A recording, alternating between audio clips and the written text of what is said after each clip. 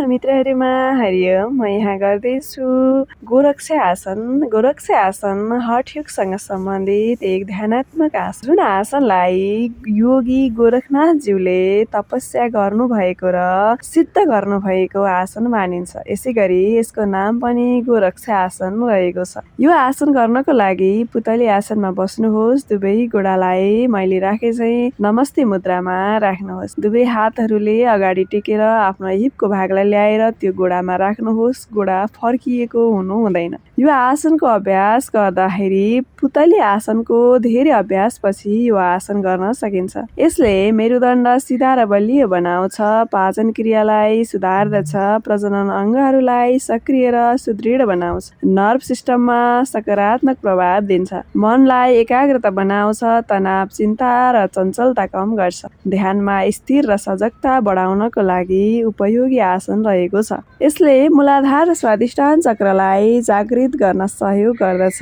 कुण्डलिनी जागरणको अभ्यासमा उपयोगी छ, आत्मिक शान्ति र आन्तरिक चेतना विकासको लागि लाभदायक आसन रहेको छ। घुँडा वा कम्मरमा गम्भीर समस्या छैन भने सम्पूर्णले यो आसन गर्न सक्नुहुन्छ।